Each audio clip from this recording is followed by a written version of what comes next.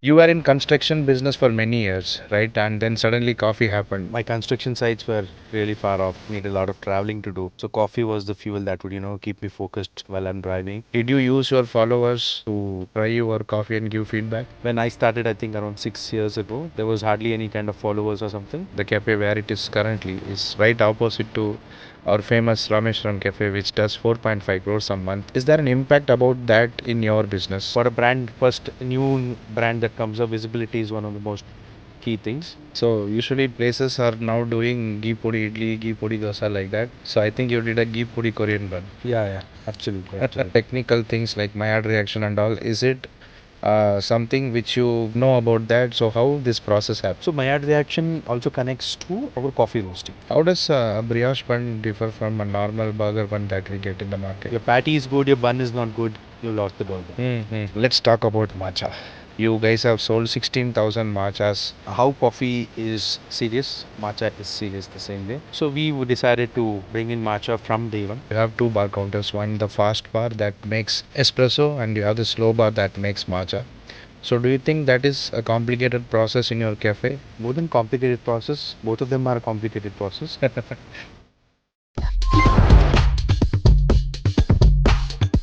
Hey guys, welcome to yet another exciting episode from the Pro Foodpreneur Podcast series. We bring India's greatest legendary food entrepreneurs who built greatest brands in the restaurant industry coming to your bar counter in your cafe. You have two bar counters, one the fast bar that makes espresso and you have the slow bar that makes matcha. So do you think that is a complicated process in your cafe? More than complicated process, both of them are a complicated process. So one is a fast complicated, other one is a slow complicated. I just wanted to segregate different wavelengths. A fast coffee, because of the machinery that you have, everything is dialed in and it takes time. Sometimes it's difficult to achieve a very good espresso, but I can get a very good pour over very easily. Oh. Yeah, because I have more control and have time at hand. Here it has to be pre-done. Every day, at least 2 to 3 times, we taste the espresso, whether it is coming to what we had in the morning. Because with change in day temperature, the humidity, there is a lot of fluctuation in the coffee that happens. It will be like coffee is breathing actually. Oh. When you're extracting, you need to see whether it is, you have to match it. Like basically an espresso is considered as 1:2 ratio, standard classical espresso terminology. Okay. So if I use like 20 grams of coffee, this is freshly ground coffee. And we always use coffee that is rested. Any Okay. place you say that the coffee was roasted yesterday, today, please don't consume that coffee. Because when it's roasted, the bean will have some carbon dioxide that's trapped in it. So it takes time to get released. So usually it takes around 4 days, 3 days, sometimes 10 days. Depends on the type of coffee that is there and the roast profile. So always consume rested coffee, Okay. and that's taken care how it's stocked, how it is stored. Storage conditions are really important. Then post that, as an espresso is a 1:2 ratio. Like 20 grams of coffee yield around 40 ml of espresso. Wow. So that is how it should be. But doesn't mean that that entire 40 ml is going to be tasty. So that is where we try to do dialing and calibration. Bring out around 10 to 12 different espressos to identify whether it's also time and weight related. So at 25 seconds, how was the taste and what was the Okay. yield? At 24 seconds, what was the taste and what was the yield? And how well a very good espresso may not go well with milk. So we have to see how well it goes with milk. So all this done, you have a good cappuccino, Wow. whatever that goes, behind that counter.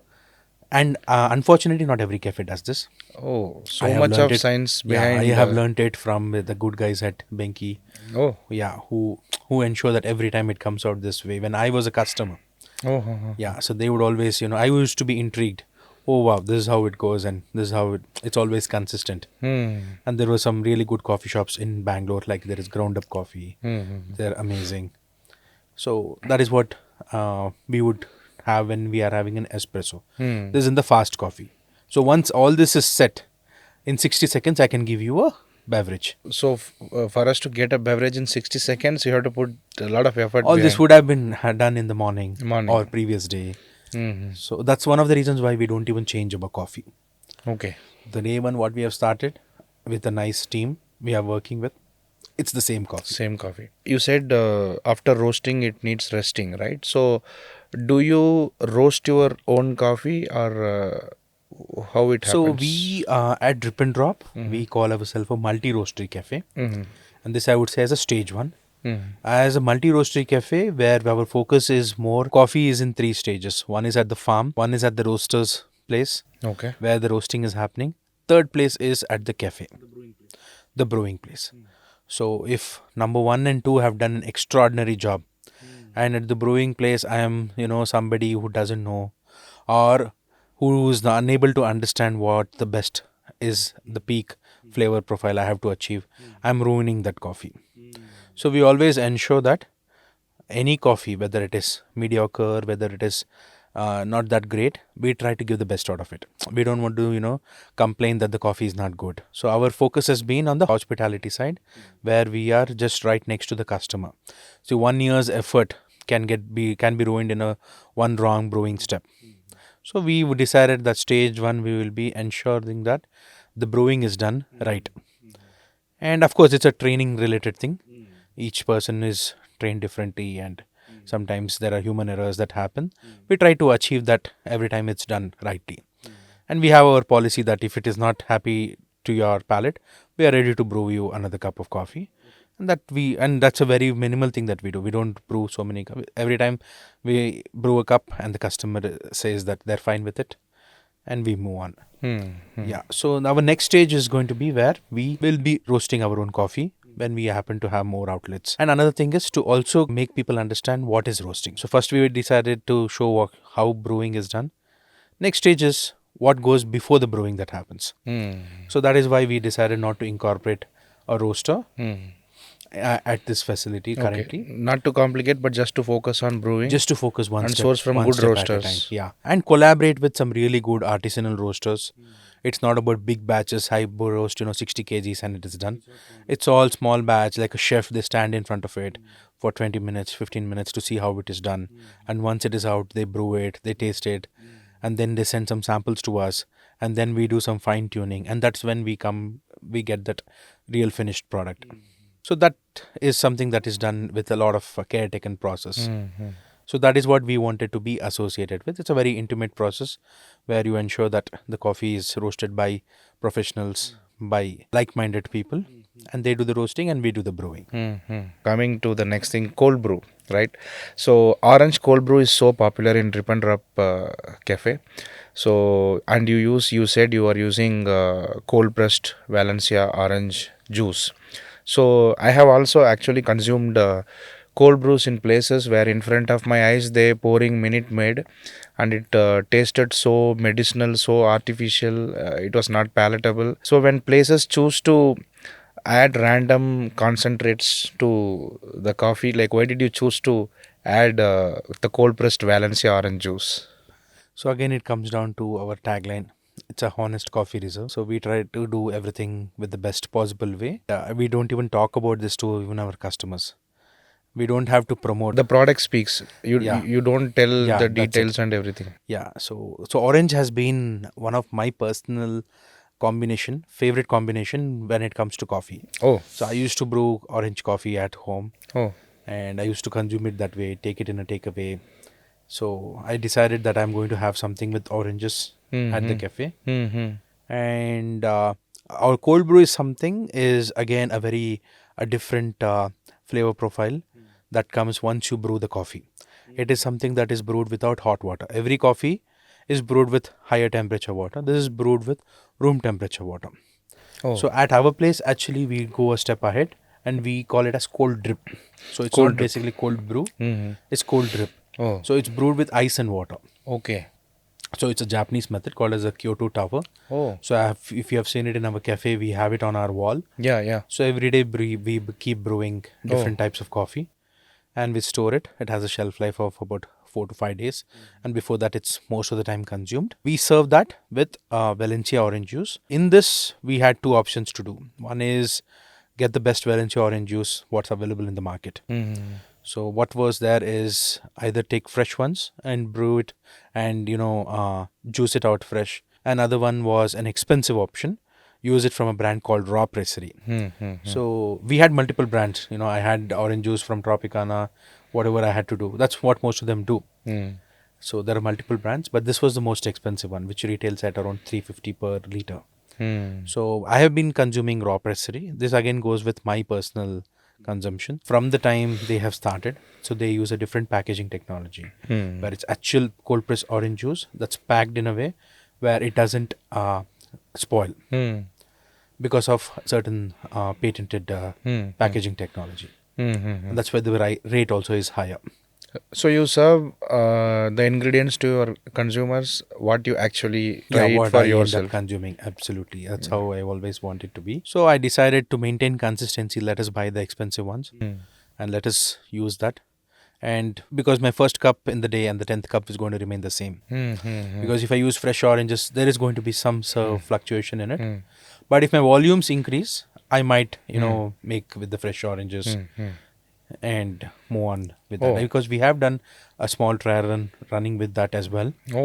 Yeah, of course, the process around it, every day the orange is different because it's a natural ingredient, right? What those people use is they connect with certain farms and they buy it in tons. So there is consistency in the finish. Even there, I see sometimes something will be citrusy, some will be more sweeter, depending on the season that the harvest has taken place. But with fresh ones at my place, I buy a 20-kilo bag and I need around 5 oranges for one. And next, that the ripening will be taking place every day. Every minute, the ripening will be taking place. And 4 days later, if somebody comes, the same person, it might be sweeter. Correct. So to not achieve this thing, I decided to go with the because I wanted it to pair well with the coffee that is brewing. Because coffee is my constant. The juices can keep changing. So that's how we have done it. And people are loving it. We didn't expect that people are going to. I personally consume at least one cold brew at home, at my place. So, and I've seen people coming in for takeaways and a lot of things. Online orders, I see the same person ordering every day. Yeah, so that is something that has connected with people.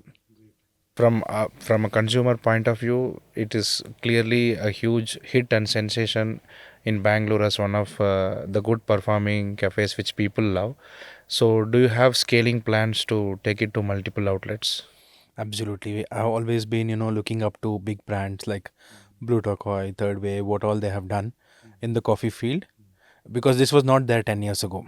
You would only hear big, world brands like, Starbucks, these guys expanding. But I can see local brands, some of them are Bangalore grown, like Third Wave.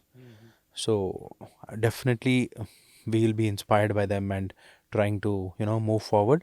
But maintaining our ethos with what we have, with what we have created, we want to understand our scale factor. So I don't want to go with 100 outlets or anything like that. But definitely growth is something is unstoppable. And with every year you will learn something and you will just move forward. And of course we are looking for spaces to open our second outlet. Yeah. So right now we are at that stage. So do you like this process of doing everything on your own, or in the future you have plans to let your team does that? So absolutely. So the way I observe is I need to know every job how it is done. Whether I'm a security guard, whether I'm a toilet cleaner, whether I'm a barista, I need to know how that job can be done to its full potential before I hire somebody. Before delegating to anybody. Yeah. Because if they are underperforming, I know that what can be taken out of that job. So that has always been that way. At our place, when I started, due to shortage of staff and everything, I ended up making most of I used to be in the kitchen. I would make my coffee guys manage the coffee, or then I would go back to the coffee. I would pick up the used utensils and everything. So I've done everything, and everything I have loved. So that is something that I enjoyed. But I know that when I'm actually an entrepreneur wearing different caps, as a person who is standing here, who's created this to open multiple outlets, I cannot be behind the bar. So I have to create multiple people, hire more people who will be of the same vision and who will be able to take care of the space at my absence, or make it look like I'm absent, or I'm present or absent. Anyway, however you take it. So that is a process that it's all about good hiring. I think manpower high quality manpower is difficult to get right now. We need to see how well we can draw the line. When I move to multiple outlets, we are maintaining the same standards, which is definitely going to be not a chance. We'll definitely make it, but we need to revolve around different people with the same mindset. During your construction period, you were running it as a cloud kitchen, then you pivoted it to a cafe. And even during that period, or even now, like you might be getting a lot of online orders. So aggregators like Swiggy and Zomato, they take huge commissions. So are they helping you, or are they killing your margins? So they are a double-edged sword. Okay. For young brands, they are going to kill you. Okay. Their only aim is to kill you. Hmm. That's what I have seen. But you need to come beyond that. You have to fight with them. Then you need to slowly move forward. And you need to understand your product. One thing what I have observed from them is they misguide you with discounts. They tell you that to get more revenue, give discounts. I think that is one thing I would tell everybody. Don't fall into that trap. If your product is good, Yeah. people are ready to pay how much ever it is. Just keep it available Yeah. with good packaging and quick delivery time. That's all that is needed with zero discount. So that is what we started. Of course, when we started as a cloud kitchen, I was running an offer. I was running, on beverages, buy one get one, because that time we wanted people to try more. So we wanted to. It was more of a marketing thing that we followed.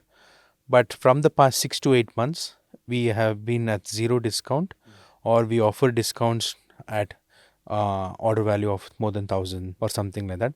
But unfortunately, some Swiggy or Zomato, it's these two brands that are there.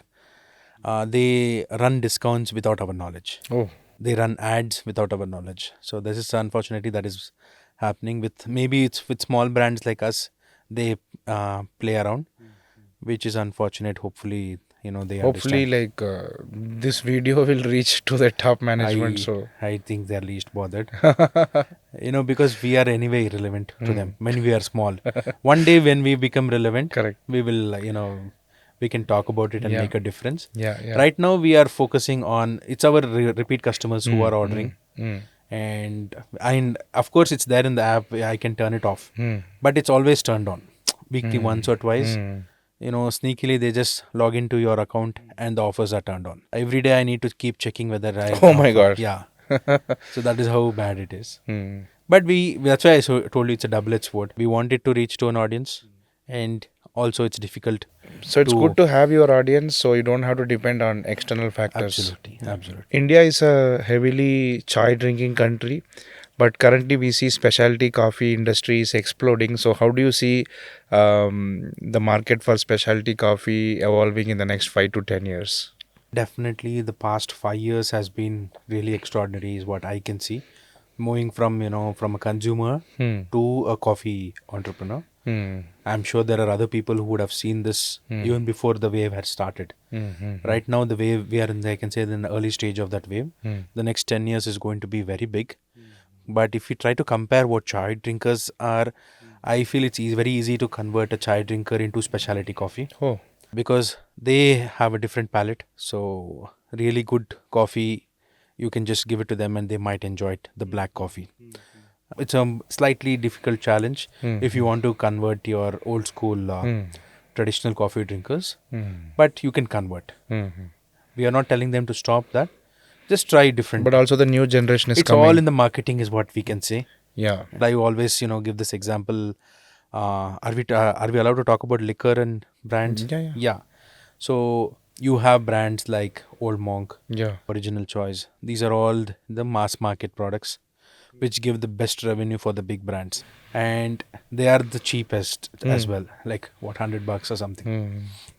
You consume that when you are younger, when you couldn't afford. Then once you start moving up the ladder in your work, in your whatever, you go for the single malt, you go for whatever is there. But you buy that single malt, you buy whatever the 12 years, 24 years, whatever is there.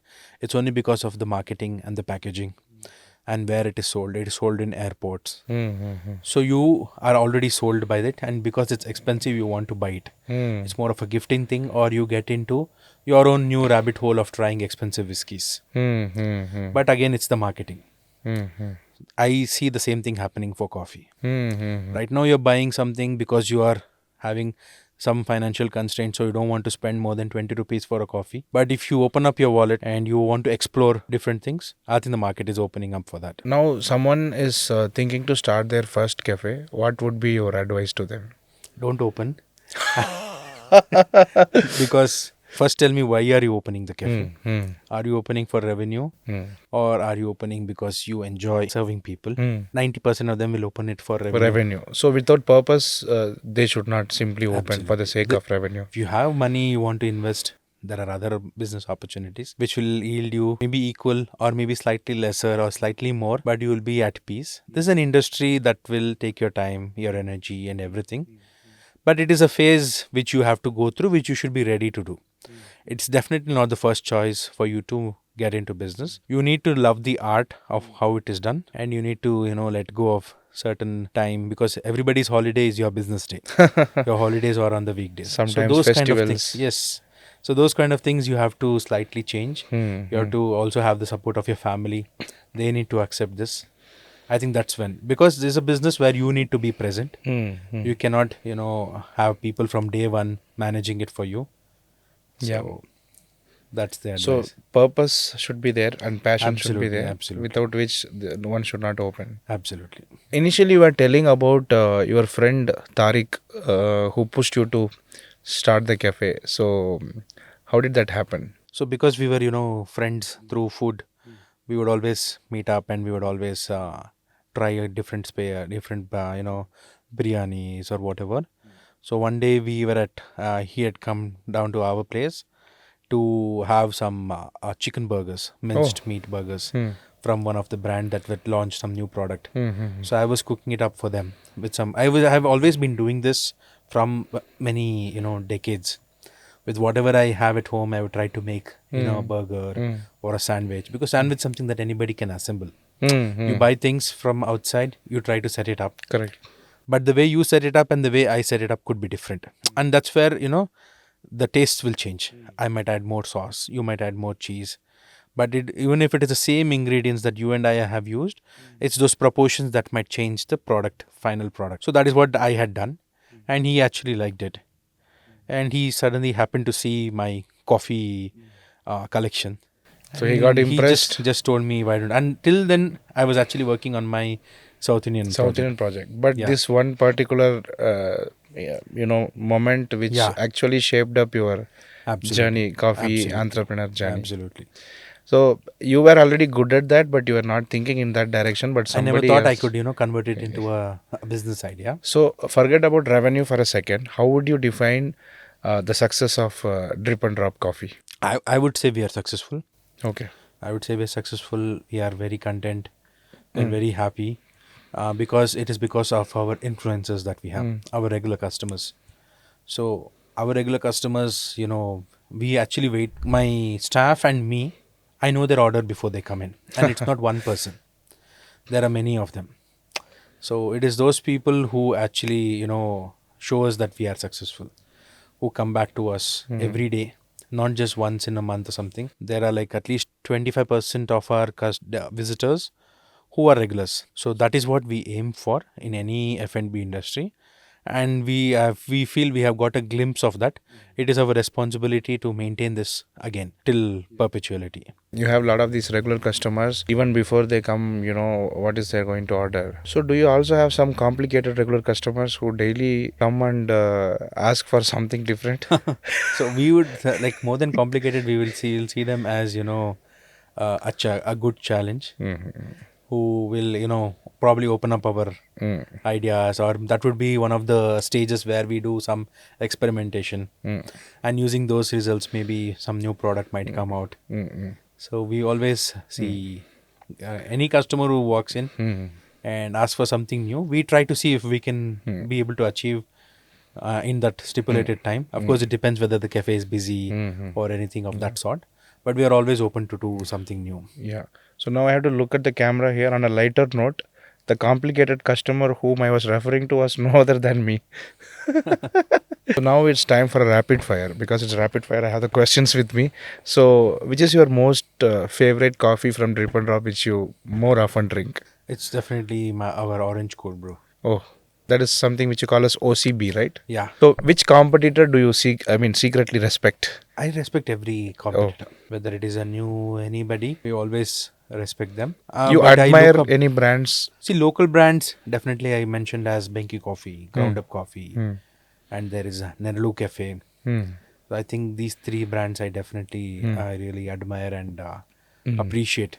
Hmm. Hmm. And lot of and there is also our neighborhood, our friendly neighbor called Kenya Coffee. Hmm. Hmm. Hmm. So I think these 4 or 5 brands, I think that's very less Hmm. Hmm. for a big city like Bangalore. Hmm. I can say only 4 or 5 brands are actually doing really good stuff day in day out. Hmm. I think So, you'd like to see more of such they brands definitely would coming? love to see more brands coming forward with this intention, not with the intention of, it will be more revenue driven, so they just focus on those dishes. So, what is the worst business advice you have gotten till now from anybody? Don't start a F&B space. One person or book that changed everything for you in the coffee business journey? For me, one person would be, actually there are multiple of them. So one of them is for quality and simplicity and honesty is from an F&B brand called Taza Tindi, Hmm. Hmm. where they showcase that they use the best quality ingredients and everything is transparent, like how they wash the vessels, like they have the washing area right next to the cash counter. Hmm. That's a deliberate attempt by the owner to show you that how your utensils are washed. Hmm. Hmm. Nobody does that. Everywhere it is, somewhere closed and hidden doors. So that is something that really opened up our idea on how to maintain a really hygienic restaurant space. If the whole journey of yours as a coffee entrepreneur was a Bollywood film, what would be the title? Title, I think not a fan of. Or maybe Sandalwood? I don't watch movies No much. wood. Okay. If somebody is so passionate about coffee and they want to start brewing, which brewing method would you suggest to start with? So the best way to consume coffee is definitely black coffee, Okay. because that shows all Character. the flavors, the character, whatever is there in that bean. There is no other adulterant. I would say even milk is an adulterant. Yeah, so you only have the universal solvent, that is water. So you extract it with water and you consume it like an espresso or a black coffee. That shows the real character of the coffee bean. That's where you should ultimately be. Then I would say is depends on how much time you have.